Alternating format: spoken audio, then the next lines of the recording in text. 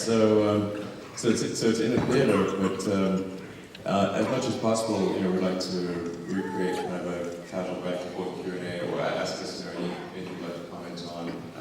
It'd be good to get additional cup holders and that kind of thing. So we're almost done with the center console that can go in there, and so that'll be able to be ordered as an additional extra. So it can be installed in any car that's currently on the roads.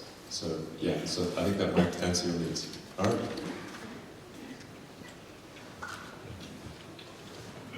Hello, my name is Eric Christiansen. I'm a Model S owner, and I have a question for you about the production. Because we are, in Norway, we are actually a little bit harassed by the media and social media's friends, things like that, when you have to ask about this issue with the production and coal-based energy. So we have this example in the media that Model S is not as green as you should think, and is compared to it goes in in zero with the BMW 520 when it goes around 150,000 kilometers. What do you have to say to that? Is that we need an answer, because people bring it up all the time. Yeah, absolutely. Well, let's see. First of all, in terms of the energy consumption, Norway obviously is extremely green in that respect because of the hydropower. So the electricity produced here is, essentially has no carbon emissions.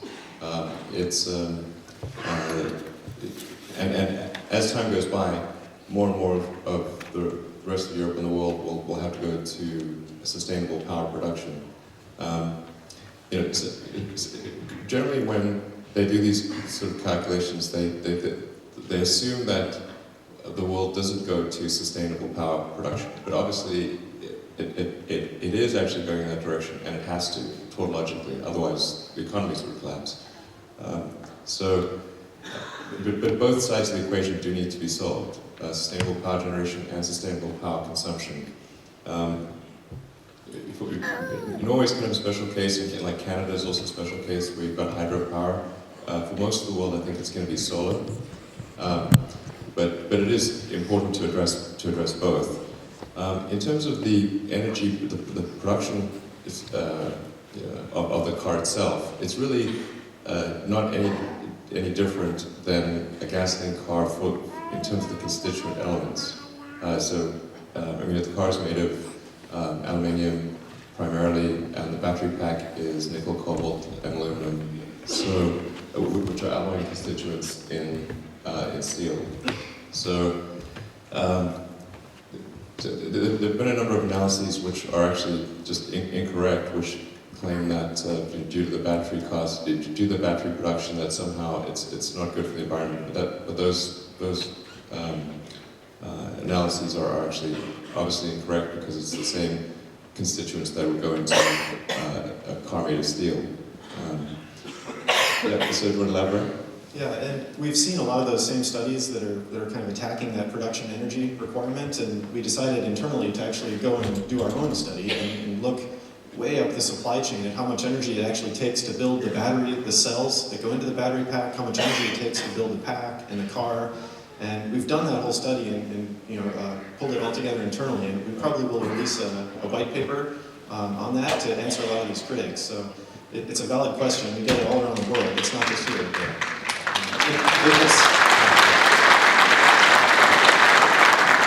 The energy payback driving the Model S happens quite quick, and we've looked at it in terms of how many miles do you have to drive it before you basically recover the energy it took to build it. And it's a small number of miles. It's less than 10,000 miles. Right. Yeah, some of these articles about claiming that a car which is obviously extremely environmentally friendly is somehow not. We know where those came from. It wasn't the journalist. Okay, hello. My name is Rick Brown. I'm patiently waiting for my Model S. My question is that I guess the big global car makers are looking at what Tesla's done and the success you've had, and are going to copy a lot of it. What's your strategy to keep Tesla ahead of the game? Yeah, well, actually, our goal is that we really hope that the big car companies do copy Tesla. So I think that's, if we consider what is the fundamental good that Tesla will achieve, from an overall society standpoint, I think the biggest positive impact that we will have is by getting the rest of the car industry to move towards sustainable transport faster. I think that's really important. So contrary to being concerned about it, I wish they would go faster. And I don't know why they're taking so long.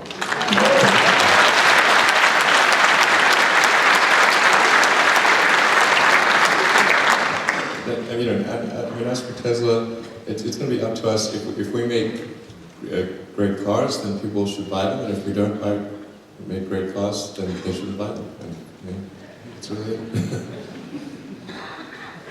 Good morning. My name is Einar Evans, and I work for a bank financing energy projects and also renewable energy.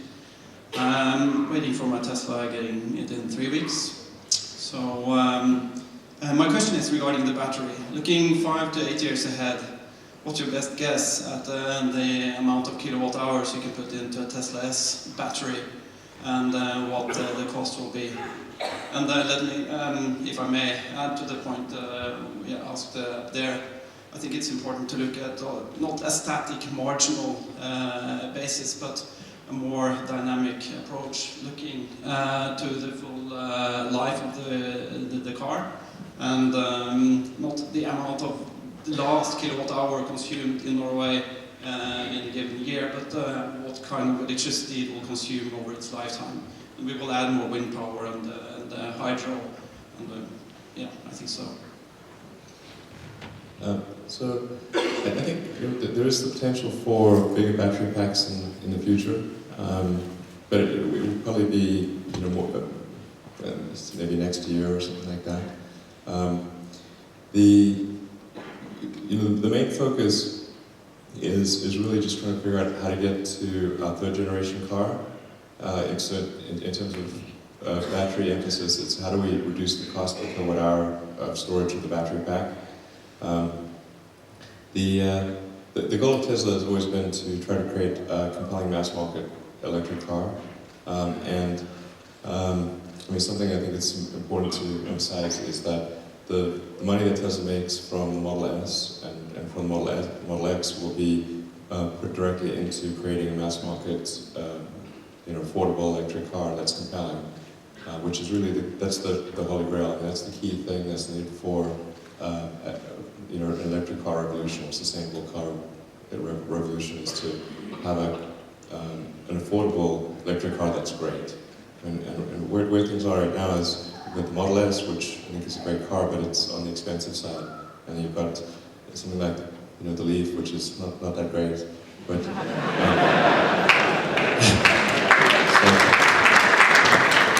but it's more affordable. But the missing thing is to have something that's got both, that's affordable and great. And I think something that people can feel good about if you buy a Model S is to know that the funds from the Model S are going directly into developing that mass market affordable car and driving forward the electric car revolution. Thanks, but no kilowatt hour and cost number.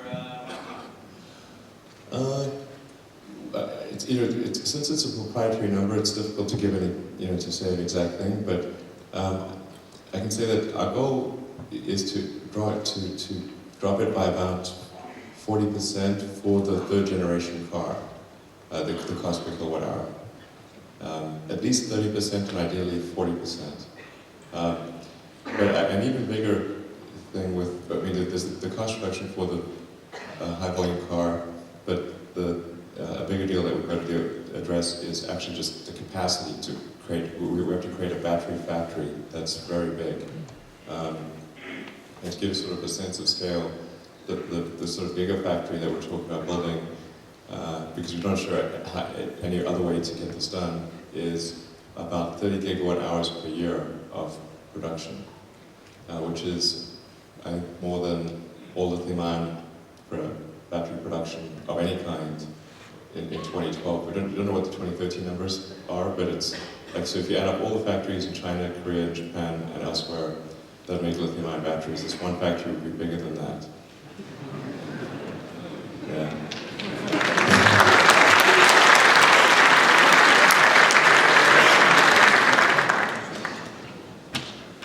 Hi, my name is Christian. I'm a Model S owner. I really enjoy the car. I have one disappointment, only one though. Last time you were in Norway, you said it would be able to disable stability control, traction control, so you can have some fun on track days on ice.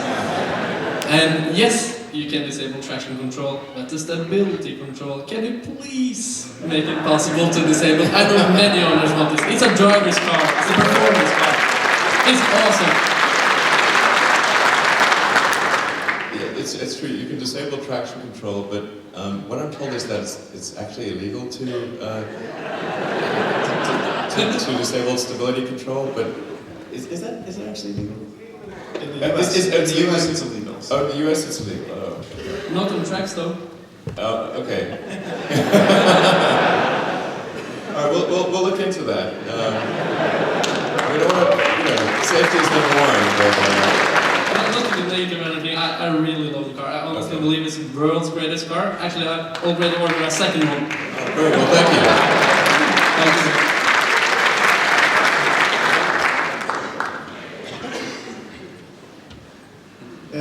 My name is Ola, I'm a Model S owner, and you may recall I sent you a tweet.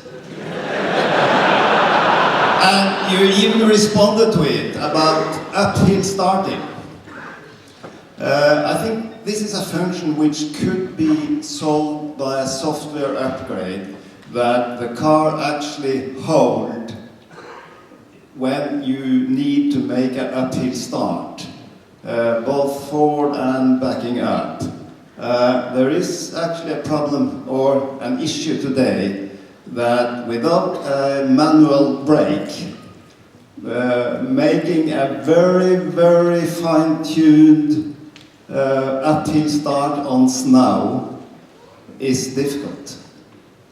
So I will ask you to put in a function where you can actually hold it in a steep uphill, so you can take it directly from standstill and not having the option of going a few centimeters backwards before you catch up. Thank you. Actually, no, it's a good suggestion. It's basically sort of an active hill hold. So instead of having creep, you do just active hold, which is generally what people want, and it's sort of imprecisely achieved by the creep function. So yeah, we think that's a good way to go, and that is something that we're working on. So yeah, and we're hoping to be able to. It needs to have the right behavior in all circumstances, but we think we can probably make that happen. So We definitely are working on that. We can confirm that. yeah.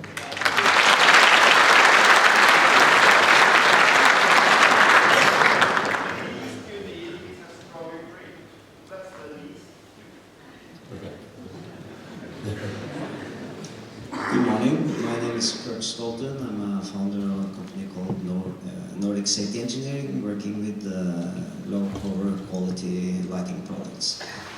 We have 2 Teslas in our carpool due to the actual distance we can drive during work. I also have a friend that is about to get his car, and he's driving approximately 70,000 kilometers per year. It's an electrical install. And he is now probably going to be a new movable testing facility because he ruins every car he drives. Off the record, the Swedish car manufacturer, focusing on safety, asked him if he could hand back his car. He should drive a Porsche, not a Swedish car. My question is, on behalf of my friend, if you could supply a performance package, because he's very fond of driving fast on the urban highways and thinks 200 kilometers per hour is a little bit too slow. He's driving his Mercedes AMG down there, flooring the car, me as well. Can you please think about the high performance? We are also going to the Rudskogen racetrack in June with customers, driving our 2 Teslas there with some other cars. We're having a lot of fun. I also have a list here with some points I put up that might help you. May I hand this over? Thank you. Alright, so we basically have a higher top speed. Is that the? I think that's the main question. Yeah. Higher top speed. Yeah, it's something that we know we could improve upon. It was a trade-off that we made to get the Model S to market very quickly and meet the needs of most of the markets. But Elon's definitely chasing most of the development teams internally. I can confirm that we should be able to go faster in some conditions. Yeah.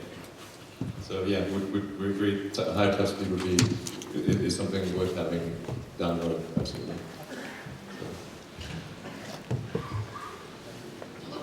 Hello, my name is Per Magnus Valen. I have a question for you, Elon. I was wondering, how important is it for you, and how confident are you that Tesla will bring the first truly autonomous car to the market? I think it's probably likely. Yeah, I think it's likely.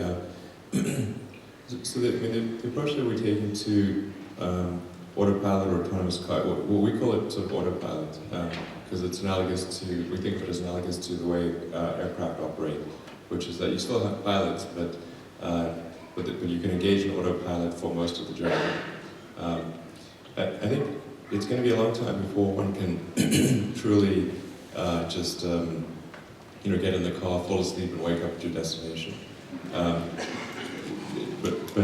Because you have to take care of these corner cases, and the expectations for an autonomous car for safety will be at least a factor of 10 higher than if a person is driving. Because the moment that a robot car runs somebody over, I mean, it's not going to be big trouble. So I think it's going to be more like the autopilot, where it just makes it easier and easier to drive and less effort. Or another way to think about it is adding active safety features, and then active safety in the limit becomes autonomy.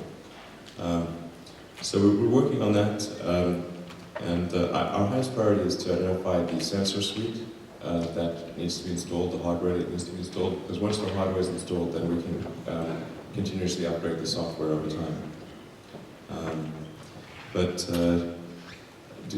I'd love to say more about it, but it wouldn't be quite the right timing to get too much into detail on that, except to say that it is a long-term priority of Tesla, and I think we probably will be the first to market with significant autonomy.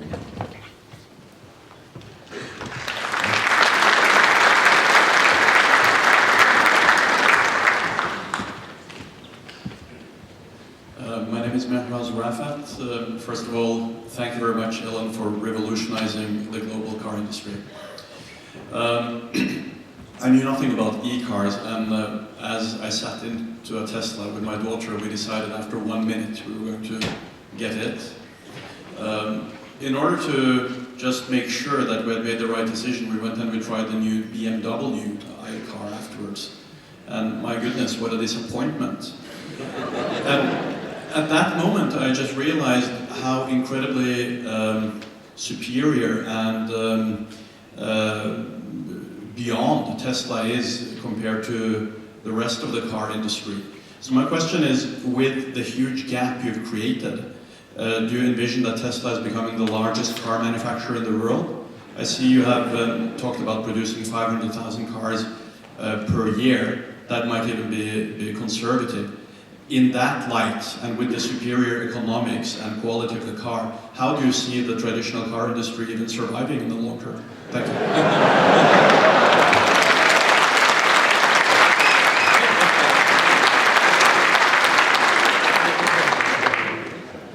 That is the best vote of confidence I've heard in a long time. thank you. That's kind words. I think we probably will end up making quite a lot of cars long term. The goal is not really market share for its own sake, but really that we think it's vitally important for the world to transition to sustainable transport sooner rather than later. The faster it happens, the better off the world is. And the reason we worked super hard to make the car compelling was because we had to make it a no-brainer to have an electric car. It had to be, previous electric cars had just not been, they've been kind of like golf carts. And it just wasn't true that electric car had to be a golf cart. We need to show people that an electric car could in fact be the best car. And while some people are willing to buy a car that's good for the environment, even if it's worse, for most people, it just becomes a much easier thing if it also happens to be the best car. And that's why we put so much effort into trying to achieve that objective. And then we want to also keep doing that and keep making more electric vehicles. So I can certainly see the potential for Tesla to be making millions of electric cars. Certainly somebody has to, because if you look at the overall car industry, globally there's about 100 million new cars made a year, and the installed fleet of cars is about 2 billion. So even if all of the new vehicle production transitioned to electric vehicles, it would take 20 years to replace the existing fleet, which is a very long time. There would be quite a lot of bad things that would happen over that period of time. Clearly, the faster we can even get to 10% of new cars made, the better. Or not we Tesla, but the industry. It's really quite mind-boggling to think of just how much industrial infrastructure has to transition in order for the base of civilization of the world economy to go electric. We're currently at a puny 30,000 unit a year production rate, which is, that's so tiny, it's not even next to the decimal point in terms of percentage market share. So we have to get to 100,000 cars a year just to get to 0.1%. So that's our near-term objective. Getting next to the decimal point. But I think the most important thing is, maybe to reiterate, is that the initial experience you had is the key to make that possible. So we're totally focused on making the products excellent and amazing, and that's the pathway to driving market share higher. Chasing after just high volume before the product is ready is not the right one. To answer your question overall, I think there's a good chance that Tesla ends up making a lot more than 500,000 cars a year. But we have a long way to go between now and then. Hi, my name is Marianne Molman. I work for the City of Oslo with establishing public charging stations. I'm also getting my Model S this month, so I didn't just sneak it. So I also work with the city, with 7 other cities in Europe on a freight electric vehicle project. And we see that there are some freight electric or small cargo vans that are on the market, but that doesn't have the range that Tesla has. Have you given any thought to having the Model X have, for example, removable back seats to make it have more cargo space? In fact, it will have that. So the Model X will have the option of a third row or no third row, and then it'll be, oh, you mean like a removable second row? Actually, you said that it will be possible to remove the second row. We haven't thought about that, but it's an interesting idea.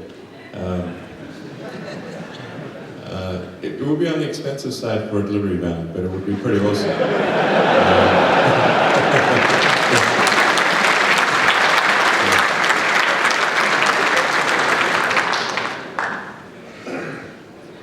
Hello, Elon. It's a great honor to meet you. But I have a guy here. He's so nervous. So Tether, you can ask first. Will you add electricity in other vehicles than cars? You mean like maybe boats or planes or something like that? Yeah.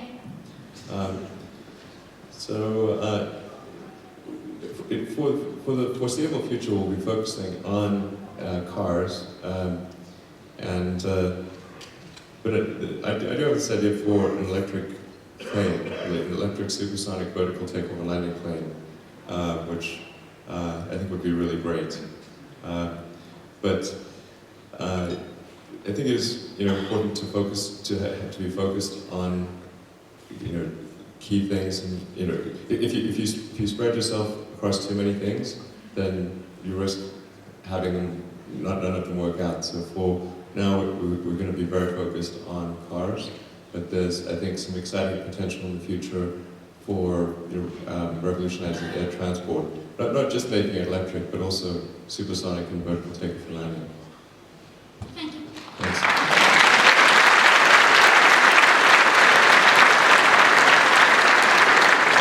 Hello, my name is Stein Magnus Olafsrud. I have pre-ordered the Model Tesla X. First of all, it's great to have you here and we love your enthusiasm. Thanks. I'll be very concrete with you. I have 4 questions regarding Model X that has been widely discussed in the Norwegian Tesla forums. I'll divide them into 2 so you'll be able to answer them in a good way. The first of all, we are very eager to know about the dimensions of the Model X, heights and width. And number 2, this is a very snowy country. And we do know that you are paying attention to the discussions regarding the roof, the falcon doors, and Norwegian actually loving going in the mountains. And the skis.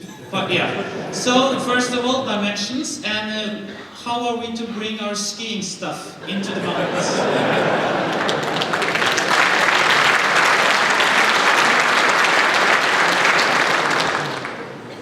So, first I have to say, like the design of the X is, it's been a very hard design problem. Generally with any object, if you focus on aesthetics or you focus on functionality, you can make something that's very beautiful but weak on functionality, or you can make something that's very functional but not very good looking. But to try to have both aesthetics and functionality work together, that's super hard, and it's particularly difficult for an SUV. And that's why there's not a lot of really attractive SUVs. So, and we wanted to make sure that this would be a stunning SUV, or as good as one could possibly make it. And I'd say that the design problem for the X is probably 2 or 3 times harder than for the S, just because of the fundamental proportions are difficult. And then one is also constrained by the overall size envelope, because if you make the car too big, you can't put it in your garage, as you alluded to.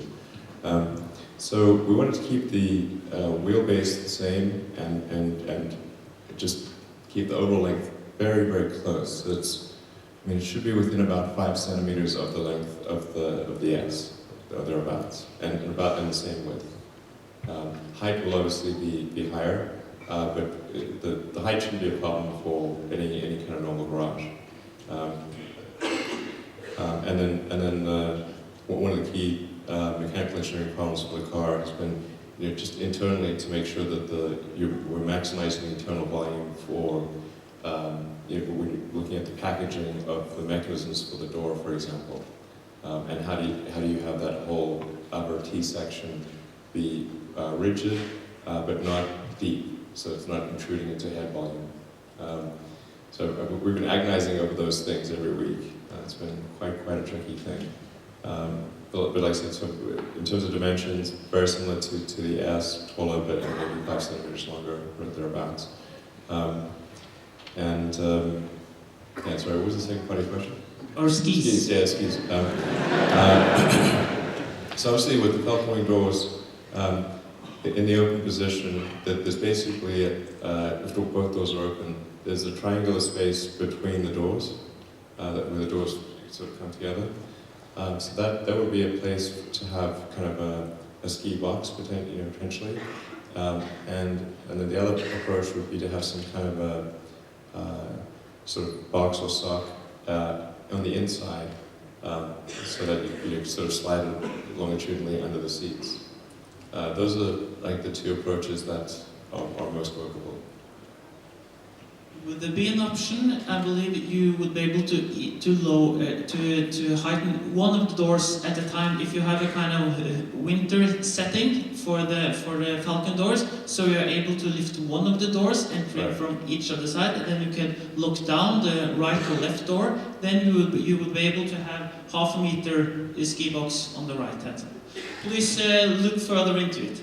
The two last questions are. Of course, this will be four-wheel drive. We are loving it in Norway. It will take more battery. And there has been some, not rumors, because it hasn't come from you, but will there be, are you looking into a bigger battery package so that we are able to keep the same mileage as the Model X? That was the third question. And the fourth question is, actually, the Falcon doors. Again, loads of discussions. Yeah. Am I right to state that you will keep the Falcon doors in the production model? Oh, we'll absolutely keep the Falcon doors in the production model. And I mean, I think absolutely. One thing I really don't like about the car industry is that they will do these like show cars, and then that show car never comes to reality. And I think that just kills me. You know, it's like you shouldn't show somebody something really cool and then not do it. Like it's like showing a delicious. Look at this delicious cake, and by the way, it's made of plastic. You know, like what? That's terrible. So for sure, anything we show, it's that we'll make it to production.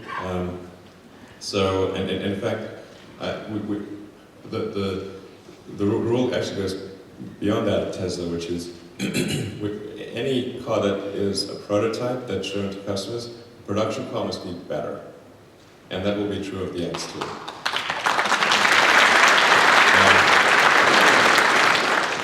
And so let's see the battery and the efficiency. So with the I'll let JB answer the efficiency question, but the challenge with the X is not the all-wheel drive, but rather the fact that the car will be have a greater frontal area and probably a slightly lower drag coefficient, or slightly worse drag coefficient, slightly higher drag coefficient than the DS. So its energy consumption will probably be about 10% greater per kilometer than the DS, just because it's a bigger car.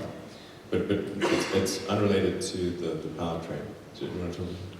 Yeah, I mean, certainly the typical experience with all-wheel drive, versions of vehicles is that the efficiency will be worse. That's kind of intuitive because you have more parts moving, more weight.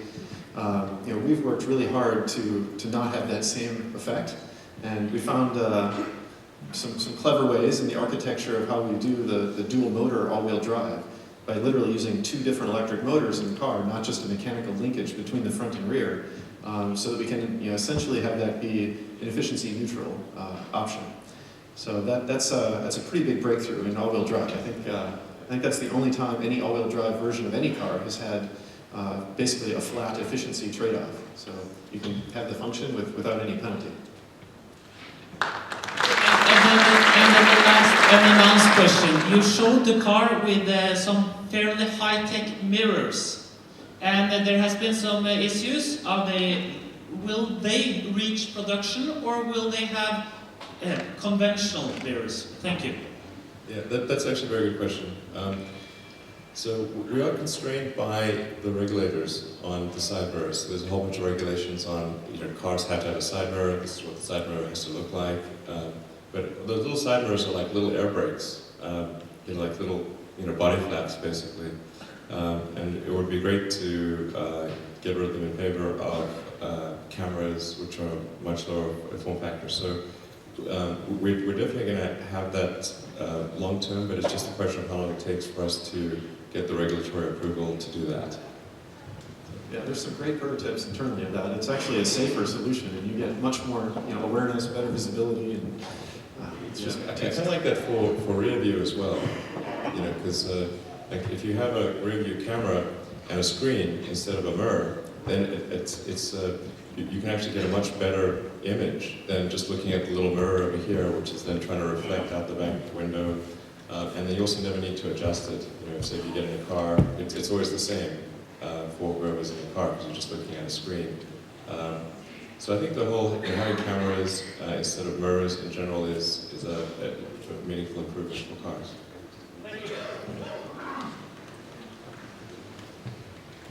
Hello, my name is Knut Jäger. I run a company called Hot Spring Portable Spas. We import spas from Vista, California. And they are supposed to be the most energy efficient spa in the market. So therefore we have bought a couple of Teslas to our car park, which I drive one of them, and Model S. And I think the product, the car is really magnificent, but I'm a perfectionist, and there's a couple of questions I have. One thing I miss is navigation for the screen, the scroller, which I think BMW, for instance, have that. You can just put your hand down and you can scroll. And this is also my third electrical car. I had first the Peugeot, then I had the Nissan Leaf, and I had this. Also like the Leaf solution where I can go forward, backward, change on the scroller. So that's the first question. I have two more. Is that something you're looking into to maybe so it could be? I'm not sure I totally understand the scrolling. There are this on the steering wheel. There are the scroll wheels and the buttons, and there's also the voice functionality. So you can say, you can hold down the voice button and say, for example, navigate to whatever location. You could say navigate to such and such restaurant, or navigate to this address, and it should just work. With version 6, it will attempt to automatically figure out where your home or work is. And so you can actually just say, hold down, say navigate home, and it'll just do it. There may be a couple of things I haven't discovered yet.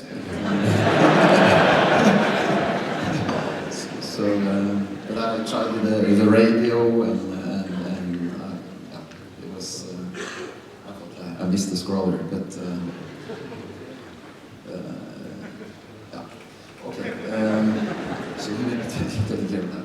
Next question is, I've been speaking to Kjell Arne, which manages skiing in Oslo, and I'm also a skier. I've been skiing this morning, cross-country skiing, and I miss, of course, the ski box in the middle between the seats, and I know that's been an issue you've been into before, maybe last time you was here. But I asked Kjell Arne, could I have a professional company making that for me? And he said, no, you shouldn't do that because then you lose the warranty on the whole car. And I found that a little strange for having just a hole long down in the middle between seats to lose the warranty. Would we really do that, or would we be able to get this professionally done? I think maybe lose the warranty on the seat, but not the rest of the car. Okay, then I do it. That seems fair. We do have the chargers under the rear seat, so don't put a hole through those.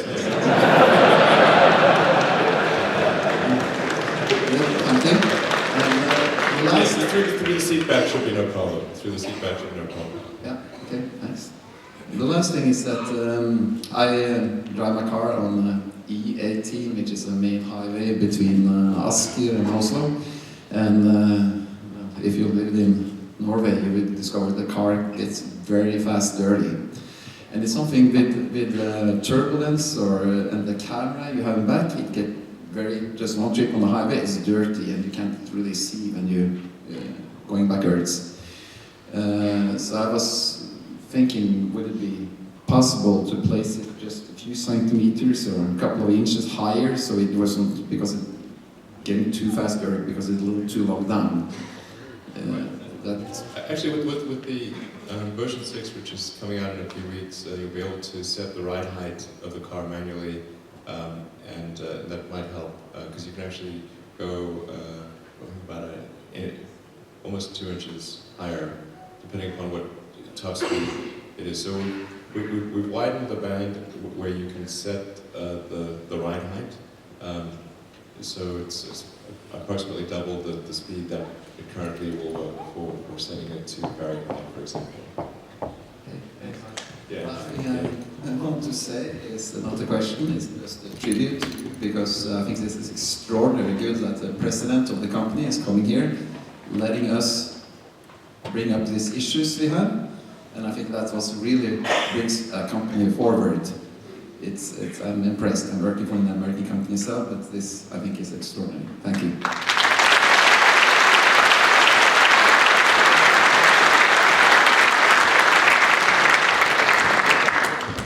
Hi again. I'm still Martin, and I work as a brand manager in the ice cream industry. Diplomist, the world's best ice cream. So we are in the same business, making people happy. So I love my P85, and on my spare time I'm a film director for Clodrick Film. I'm making ski movies. And I got advice, put down the back seat and you have your skis inside. So, but I got one question, and since you are one of the most innovative businessmen in the world, or the most innovative, where do you seek inspiration except family, friends and your colleagues? Sure. Well, I think certainly family, friends and colleagues are a great source of inspiration. Talking to customers and hearing ideas and feedback is also really helpful.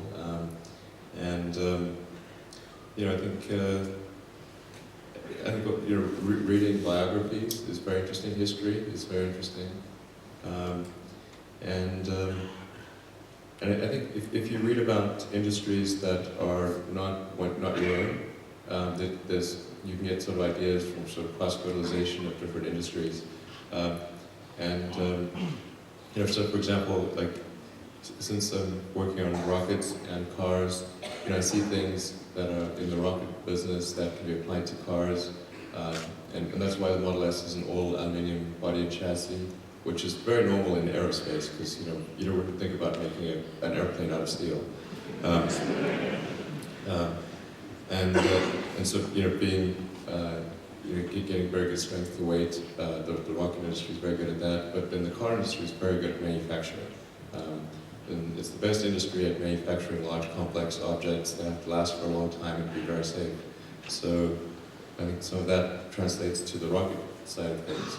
So I found it's really quite, it can be quite a big mental strain, but it's very helpful to understand different industries for inspiration. Thank you. You are a big inspiration for me. So. Thanks.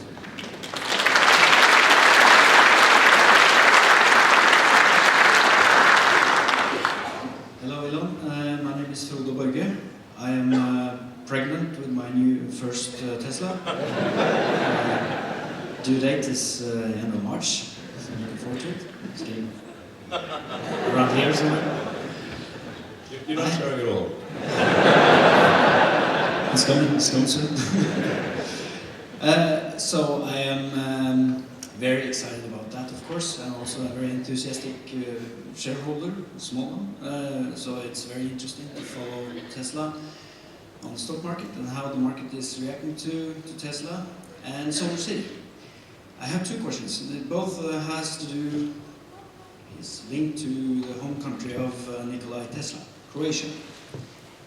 The first one is, of course, with my new Tesla, I want to go to Croatia with the car. And at the moment, we are already going with superchargers to Austria. So it's just a small gap left until I can get down to Split in Croatia with my Tesla Model S. And by the way, on the way just outside of Zadar is this museum after the inventor. And of course, I will presume that you have a plan to have a supercharger outside that. Definitely, yes, absolutely.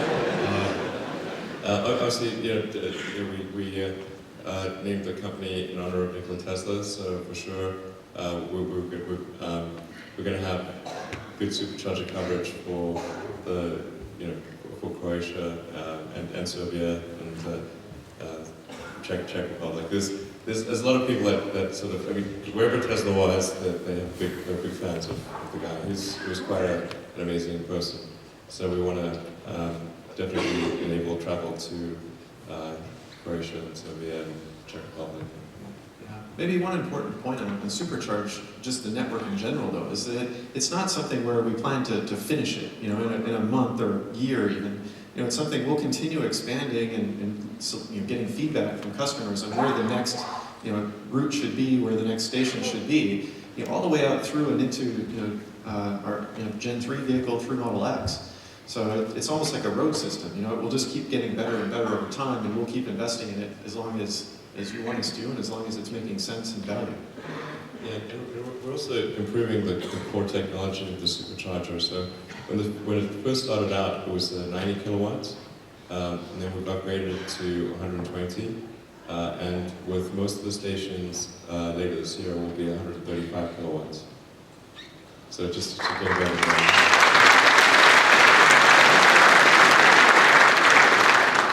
Really great, looking forward to that. Just one more thing about Croatia.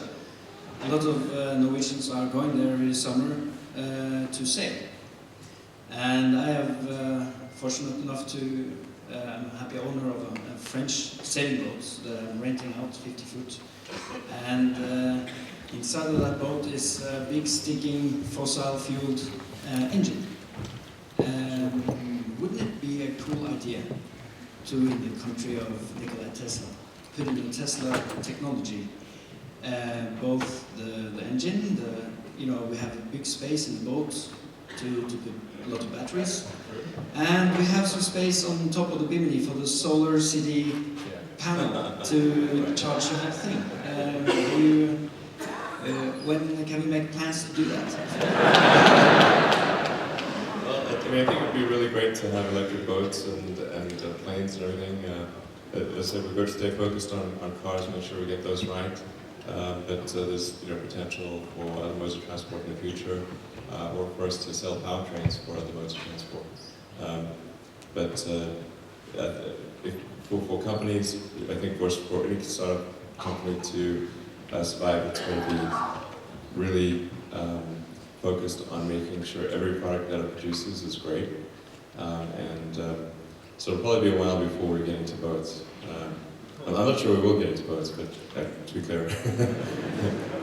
but I'm sure others will, and there will be electric boats. Yeah, it may not be for us, but I think it's the technology itself. You can really see what it can do in the Model S, and it has the clear potential to do similar improvements in all types of land vehicles and air vehicles. So the long-term future is, I think, mostly electric propulsion for all these different modes of transport. We just can't do all of it ourselves.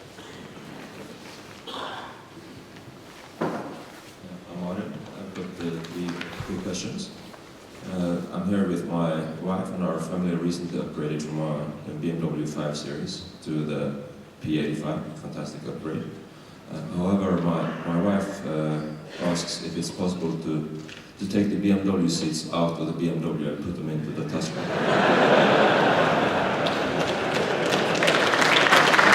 I tried to say that it drives like a Ferrari and it looks good, isn't that enough? But this question unfortunately resurfaces.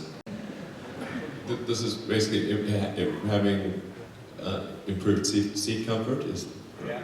Okay.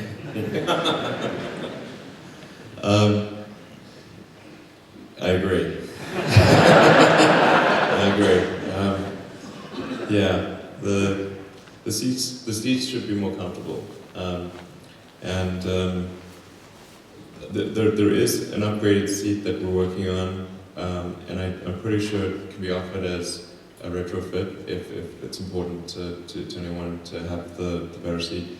But we are working on an improved seat that, in fact, I think one element of the improvement is going into production maybe this week or next week. So, but I recognize that the seats could be more comfortable, and we're working on them, and I'm 90% sure that can be offered as a future upgrade for people that really want them. A couple of years time. Big pardon? In a couple of years' time, or is it the summer?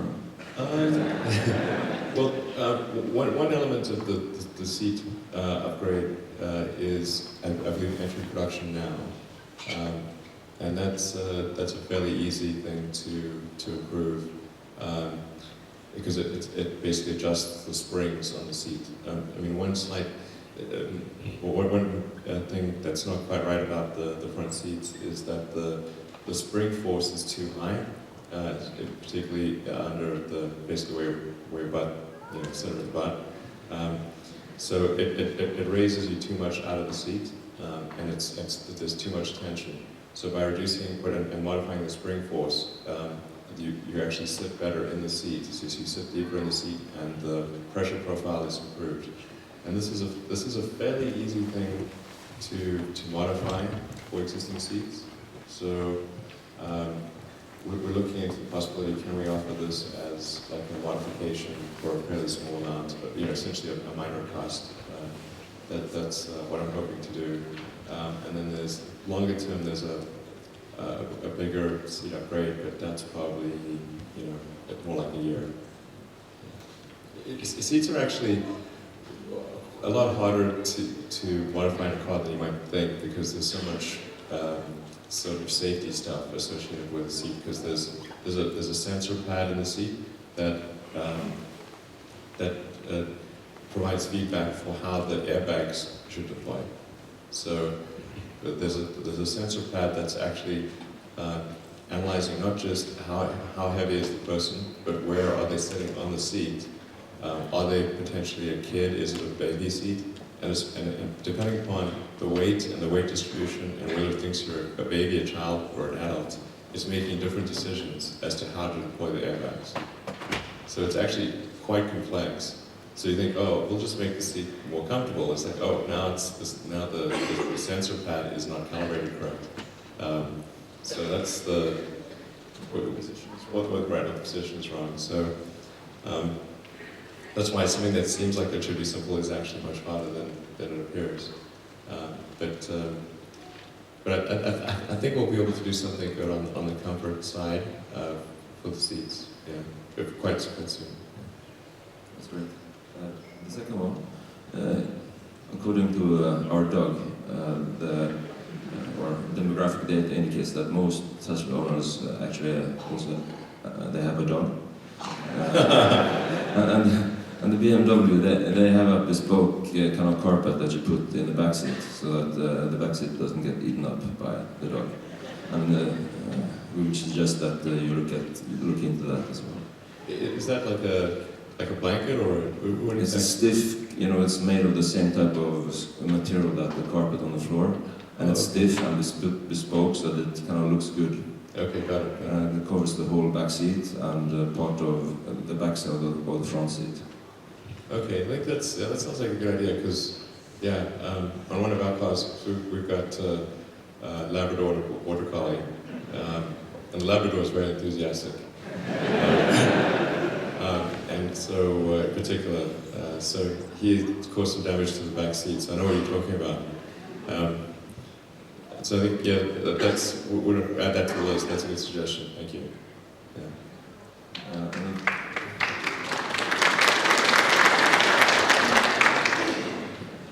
And my request would be to have an option of putting in an even better stereo, high quality, high fidelity stuff. Well, the stereo is pretty good. Is it the radio reception, or is it? Because the stereo itself, I think, it is good, but these competitors of yours that you're of course very superior to, they have co-branded with Bang & Olufsen and other super high-tech, high-quality manufacturers, and I think you should consider the high-end stuff. Well, my honest assessment of the speaker and amp and all that sort of stuff is that, at least I haven't personally experienced a car that's better. So I think I think our stereo system, if assuming one ordered the, check the box on the hi-fi thing, I feel confident that I would put that up against any other car, and I think, I don't know of anyone that's better. However, there is an improvement in the radio reception that needs to occur, and that's something that we're working on, and we'll be able to address that. Yeah, especially DAB. It's the DAB, yeah. We know there's some work we have to do on that still, and a few improvements coming. Yeah. Exactly. So I think when you try the internet radio, you'll see it sounds a lot better than if it's coming through DAB. And then we're going to fix the DAB reception, which will make then you'll see what the stereo system can actually do. You need a better Bluetooth chip. The Bluetooth chip, yeah. Do we need a better When you're Bluetooth chip? streaming from your mobile phone, it's kind of lacking in comparison to that lacking such. I'm not sure it's the chip. It may be. Antenna reception problem in some cases. Yeah, I know it's a parrot. Yeah, exactly. Which phone are you using it with? iPhone 5S. iPhone 5S. It should be coming through pretty well. All right. Well, it's the first I've heard of this concern. Yeah, because we should have the high fidelity feed coming through pretty well. But, maybe there's something unique that we should check out in that case. We know we had some antenna issues that were resulting in reduced bandwidth and fidelity on that link, so they could be related. Yeah. All right. So where were we? Hi, I'm Thomas, alumni P85.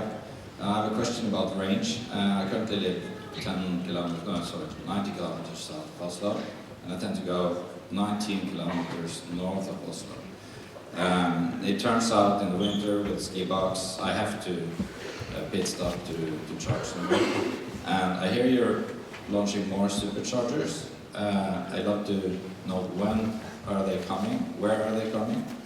And also, I imagine you can't put up all the chargers in the world anyway. So here in Norway, we're putting up something called the combined charging system. When will we see an adapter for the Tesla for the combined charging system, so we can charge at least with good speed? Well, the combined, do you mean the Menikes Type 2 DC combined? Yeah, it's the front cap. So we do have an adapter coming for a CHAdeMO standard, and that's something that we've been in engineering on for several months now and are releasing soon. So the Model S will, with that adapter, be able to charge at any CHAdeMO charge station at the same rate that any other car using it could. And right now, there's many more CHAdeMO stations throughout Europe and North America as well than there are the combined standard. And we know that's a new standard coming to Europe, but it's brand new, and we're kind of waiting to see what the prevalence will be and how much we should invest and how soon we should build such an adapter. Technically, it's entirely possible. The Model S has the same standard, the same voltages, and we can adapt and use that. Thanks.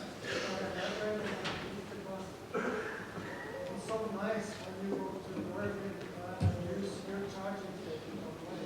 But then in Bergen, our CHAdeMO chargers that you can use, but otherwise you have to charge for 5 or 6 hours in the town. So it's very important to adapt it soon. Yeah, we know that. We know that's absolutely agree. Yeah. We should be available here in about April.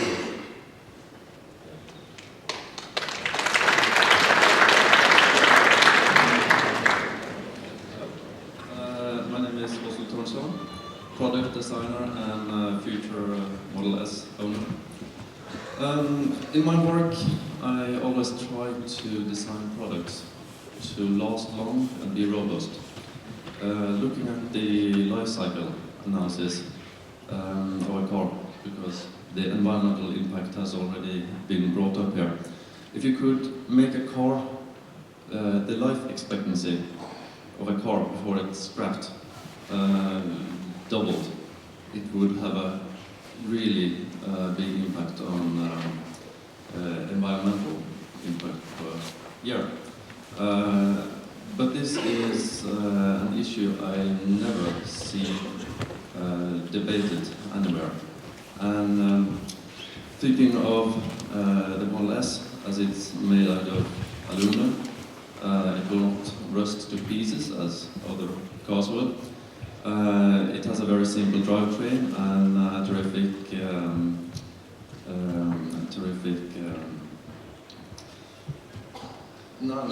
performance also.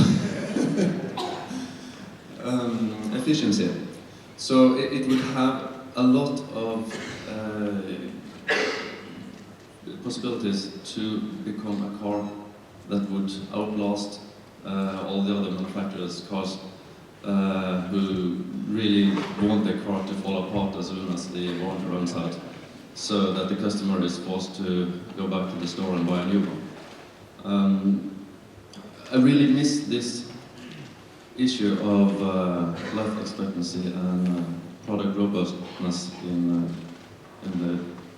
both the PR and debate as such. Sure. Well, I think the Model S should last for quite a long time. Electric motors in general have very high lifetimes. If you think like an electric motor, say an air conditioner, it runs continuously for years and years and years. So in general, for the powertrain, it should have a longer life than a gasoline powertrain because it doesn't have all the wear and tear of the heat and the oil and moving cylinders and that kind of stuff. So I think with replacement of the pack, the 8 to 10 year period, the car could easily last for 20 years instead of the normal 10 to 12 for a gasoline car. 10 to 15. Yeah. So I agree with what you're saying. It should last longer. Sorry. The warranty, we just basically matched that to what the warranty that was offered in the US, I guess. So it's just, we said, okay, well, what are the other premium car makers doing? And then match that. And that's not necessarily, that's not a prediction of, fair enough. It's not a prediction of this, that something bad is going to happen at the end of it. It was just, we wanted to say, okay, well, how do we at least match what other car makers are doing in the premium segment in the US. But it may be something that we need to revisit. Yeah. I also have a quick one on safety, as you said, that comes first. The Model S sports the biggest cargo capacity in its class, and also had a terrific safety star rating. Why doesn't it have simple eyelets or any means of securing cargo when you fold down the rear seats? Okay, should perhaps have eyelets. Yeah, sorry, don't know. There was oversight in the design process. Hi Elon, my name is Sander. I'm a bit pissed off because of the guarantee when I went to your service center. I asked them because I'm about to drive 100 k's a year, kilometers. And I asked him because I want extra light because it's cold, it's dark in Norway. So I had some LED bars I want to put on it. And then the guy said to me, yeah, then you lose your warranty on the battery. And that's diffused to me that I should lose my warranty because of electrical equipment as dash cam and LED bars and stuff like that. What's your opinion on that? Well, I think, probably the right rule of thumb would be if modifications to the car, whatever those modifications are, to that particular subsystem, probably one shouldn't have a warranty if it negatively affects the subsystem. I don't see how it would affect the battery, but I'd always exercise caution about modifying anything in the wiring system in the car. as you know, thing. And I guess if something that you modify to the car causes something to go wrong, then the warranty shouldn't apply to fixing that particular thing. That seems like a good rule of thumb. Yeah, but like I understood on the guy, it was that if I mount it and there's something wrong with the battery, the guarantee won't hold. But I don't think it's that important. But right. For me, it's important that they can help me to maybe fix it so it gets right, so I don't installate it wrong. But I have another question about the warranty, and that is, it was 5 years and then it went down to 4. And why are you so low in comparison to, for example, Ford that just went up on the guarantee? Why are you going down? I don't know if we actually went down. I don't think we went down. I think it's maybe somebody misspoke and said 5 instead of 4. The goal was just to match what premium cars are offered in the warranty in the US, and we just applied that rule of thumb. You know, that was the approach that we took. So. Right. Hi, my name is Ira Lennar. I'm editor-in-chief of KK, the Norwegian, the leading fashion and women's magazine in Norway. So obviously I know much more about fashion and women than cars. But I am a newly owner of Tesla S, and I bought it because, of course, it's beauty, it's eco-friendly, and first and foremost, because I read a lot about you and your philosophy, and what you have, that you made Tesla such a game changer for the industry. That is really fascinating and inspiring. So my question to you is, who do you consider as your main competitors, business-wise? Or is it like you operate in a kind of blue ocean without competitors?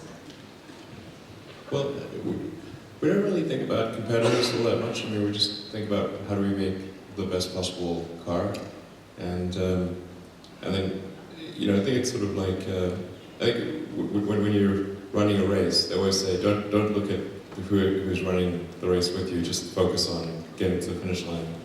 And I think that's probably a good philosophy. Is we just take the approach. We want to make the best possible car that we can, and then the chips fall where they may. And if the results of our effort are good, if they're competitive, then the company will succeed, and if not, we will not. So, but it's really we don't, you know, try to say how will we compete from a strategic standpoint against the future product developments of other car companies. We just say there needs to be a great electric car. How can we make it as great as possible? Thank you.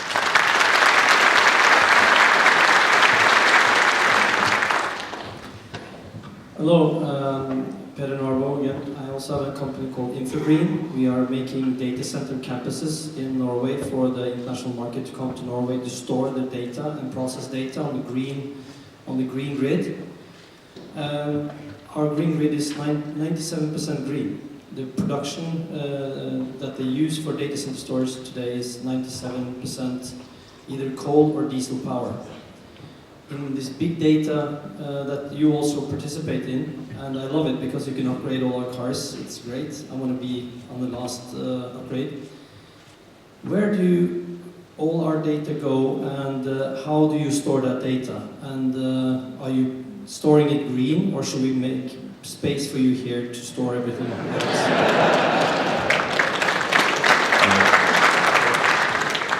So the only data we store is long-term is diagnostic data. So information that's necessary to see if the car might need servicing, or if we see, you know, like there's a small 12-volt auxiliary battery pack as an example. The car will monitor the voltage of that auxiliary pack. If it sees that it's diminishing and maybe it's headed to fail, then it will register a service alert, and you know, and we'll recommend bringing the car in to replace the auxiliary battery pack. That's just one example. So it's really meant for diagnostics information, so we don't store, for example, any speed or position data. that can be obtained in real time in an emergency, but only in those circumstances. In terms of, is it stored in a green way? Well, probably not, honestly, but I'm sure that's something we should address. Well, the electric grid in California, while not quite as clean as Norway, is still pretty good on a worldwide standard. So there's very little coal power used there. You shouldn't be greener than your next door neighbor. We don't care about your next door neighbor, he's dirty as hell. We want you to become green, that's it. I agree. Hello, Will. I'm Alex. I'm not part of the new generation. And my question is simply about you as Tesla, as an informational, innovative company. You could use yourself as the leader of a hierarchy, if I pronounce that right, of other car companies, so they can produce electric cars, so we can have the progress of electric cars go faster than it is now. Because as the new generation, I want to breathe clean and have a good life, and I think you are the one to lead that revolution. All right, I'm not sure I totally answered the question, but I guess... Is that a possibility for you to expand the market for other car companies? No one really knows. I think that kid was great than me. to expand the market to other car companies, because they just keep failing to make electric cars. So we do have 2 partnerships, one with Toyota and one with Daimler. So the electric RAV4 from Toyota, we make the powertrain, the battery pack and motor, and also for the electric B-Class that's coming out in a few months. So we do have those 2 significant partnerships. But I mean, generally we found when working with the other car companies is that the motivations are not great. Like they seem to want to do the least amount of electric vehicles required by law. That is generally the case. So there seem to be only 2 things that will drive the other car companies to go with electric sustainable vehicles. And those 2 things are government regulation and competitive pressure. And the government regulation is relatively weak in this regard. So they will do the least number of electric cars necessary to fulfill the government regulation. And because they're big car companies, they're very strong in terms of influencing government. So their lobbying power in the US in particular is very strong. So they water down any government requirements to go electric. So my conclusion, and the rest of the Tesla team's conclusion, is at this point the thing that will get them to go electric is competitive pressure. So it's like if they think, oh, if they don't go electric, then they'll go out of business, then they'll go electric.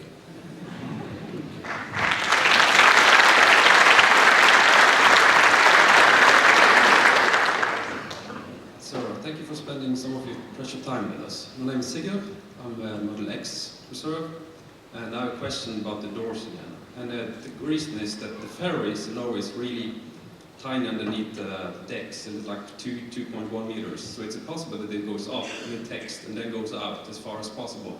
So the kids can go out and doesn't have to go through the front door in the ferries. Or really narrow parking garage. Oh yeah. So the doors in the X, in the production version, will actuate on two hinges with quite a complex curve, opening curve. And there'll be sensors on the door, proximity sensors, kind of like parking sensors, that analyze the environment and automatically stop before hitting the top of the garage roof or hitting the car next to you. So they will actually change the opening dynamics according to the environment. And it's possible to open the door. Yeah, actually what JB is saying is true. So the goal with the X is that if you can physically fit between your car and the Model X, then the door will open and not hit anything. Hi guys, and thank you guys for coming. I have big plans to go to Denmark this year, this summer, and I'm wondering if they're coming superchargers in Stockholm, Sweden or something, so it will be easier. Is that possible? Sorry, what time? This summer. This summer, okay. It should be pretty close. I can't say for sure exactly, but I'd say by end of summer it's probably likely. Yeah, I think it's probably likely by end of summer. Yeah, we're planning to add at least 100 more superchargers throughout all of Europe by the end of this year. And we're ramped up and building them at a pretty good rate right now. Getting all the way through Denmark, yeah, I think maybe late summer is a little safer. Yeah, it's a bit slower to install them in winter because of snow and ice and that kind of thing. But as spring comes on and summer, there will be a dramatic acceleration in the installation of the superchargers. Sounds good. Thank you.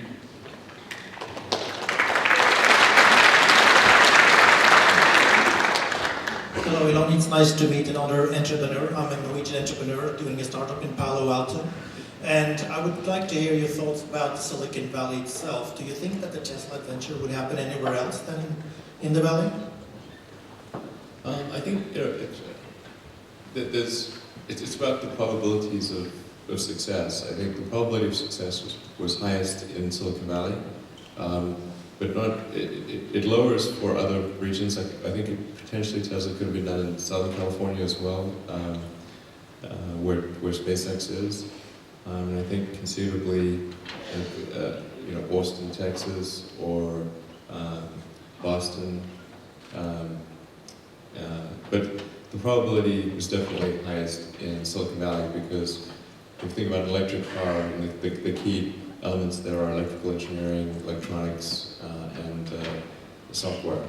And that has the best concentration of technical talent in the world for those fields.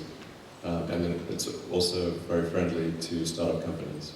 So I think the probability of success would have been much lower in any other location. It may seem intuitive now, but there's certainly no shortage of people telling us it was crazy to be starting a car company in Silicon Valley for the first 5 years at least. I'm doing a startup with high quality video and music. When can we meet so I can tell you how to solve the audio quality problem? Actually, if you bring your card up afterwards, then we'll be in contact. Because I would definitely, we want to get it to as close to perfection as possible. I'll help you then.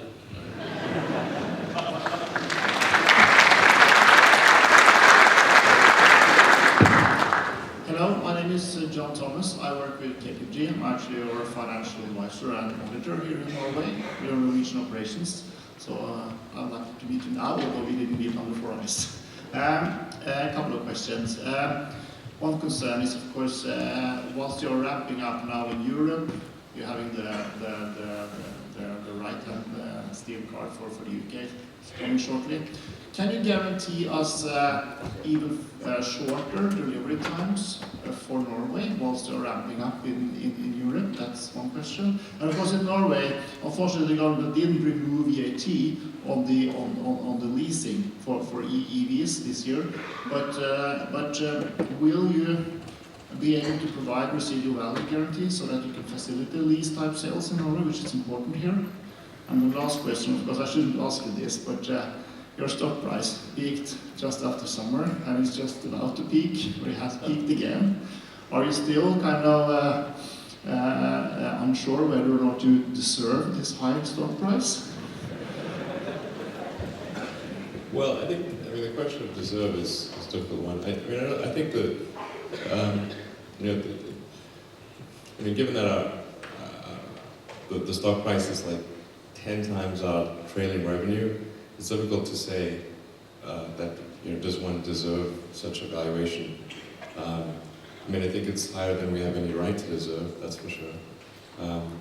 But I mean, I guess it depends on what somebody sees as the future potential of the company, and I guess some number of investors must think that the future potential of the company is quite significant, and that's why the stock price is where it is.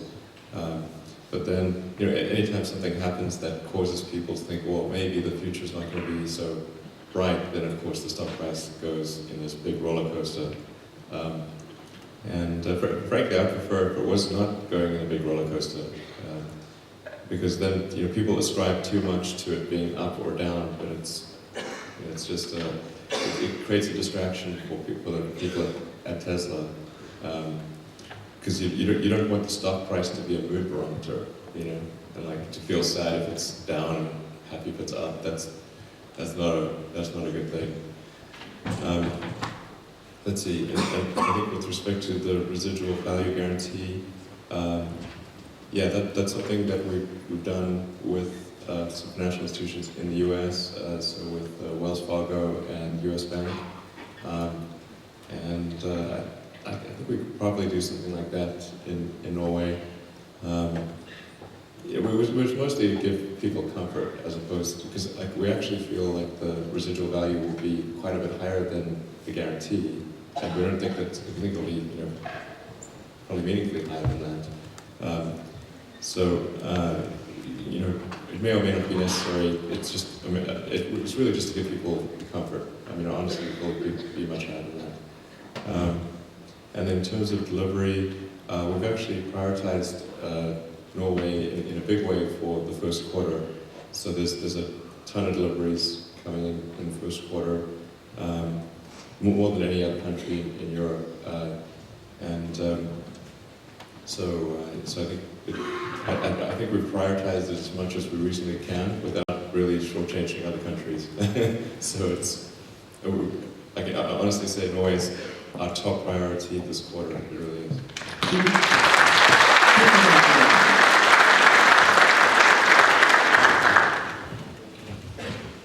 Hi, great to have you on my home turf once again.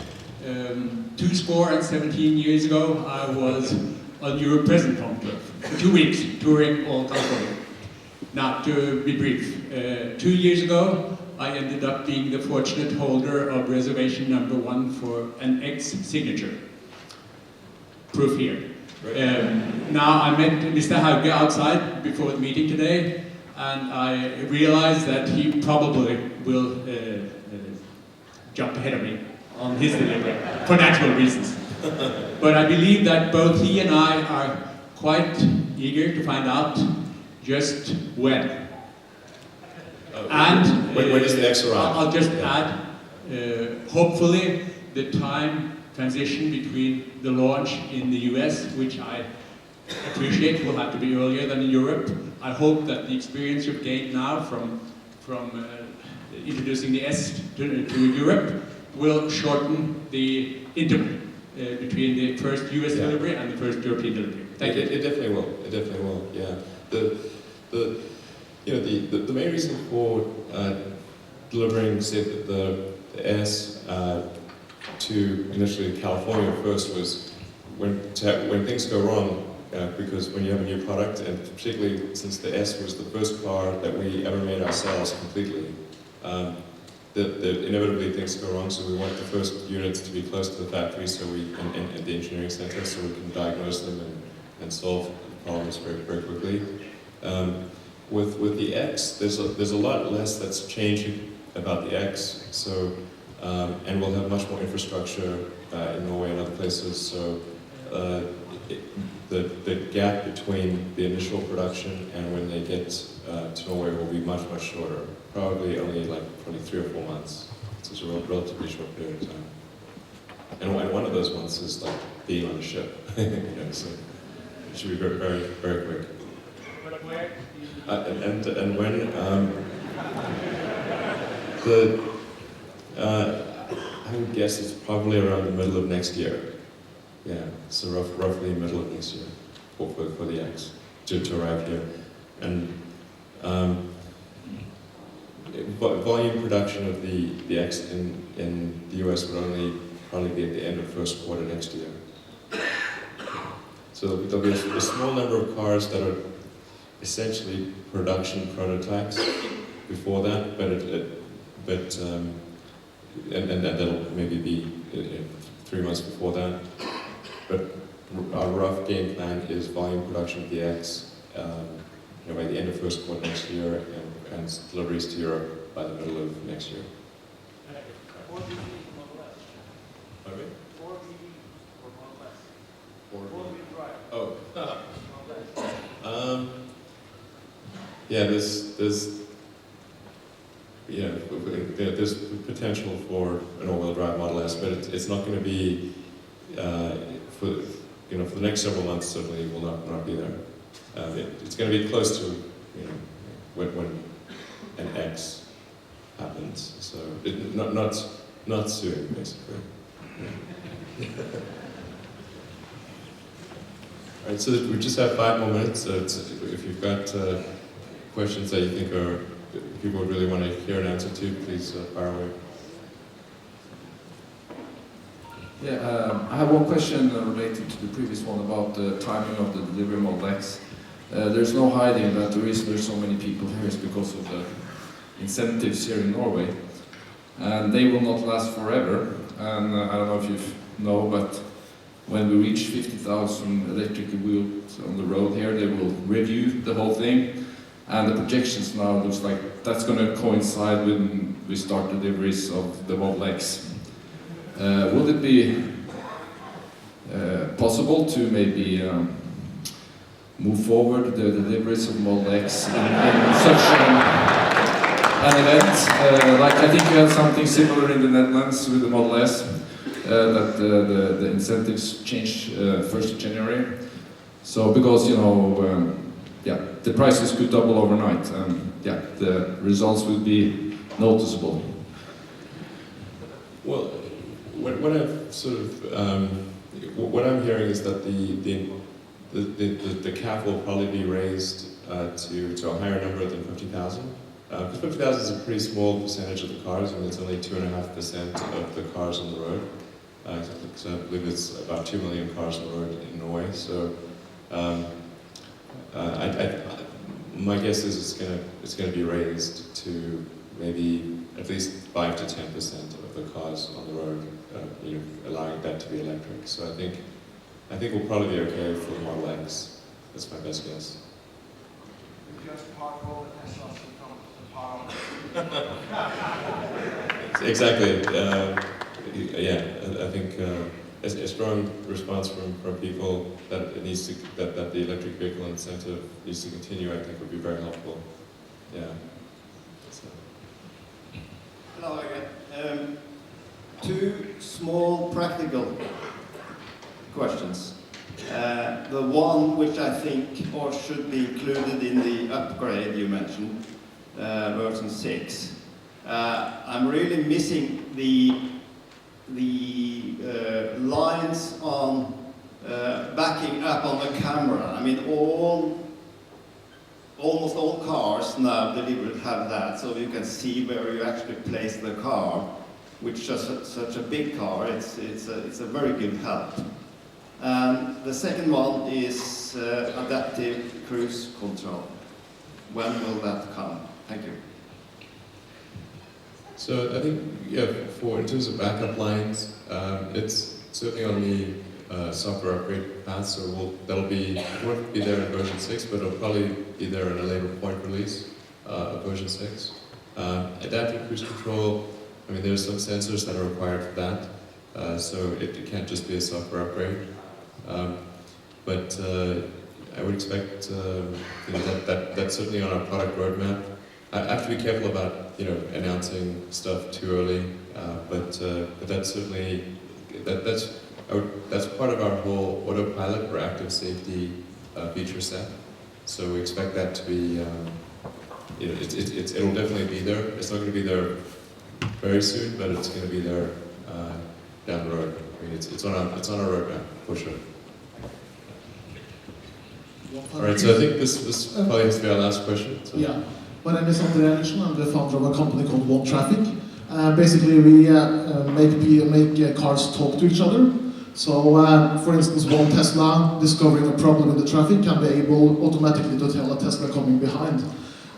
Could you tell me a little bit about what plans you have for connected car features and also the traffic information that you announced in the beginning of this event? Yeah, I think that there's a lot of potential for applying sort of network intelligence to cars, so that if one car discovers a traffic blockage, that then all cars know about that traffic blockage. So I definitely agree that that's an important part of navigation. So I mean, it actually will be in our navigation software, that capability. So that should be pretty exciting. Yeah, totally agree with that. Thank you. All right, well, so thanks everyone for coming. Really appreciate the fact that you bought a car and supporting Tesla, and want you to know that we're going to work super hard to have you have the best automotive experience possible. So we really care about you, and we want you to have the best possible car experience. And so thanks again for coming.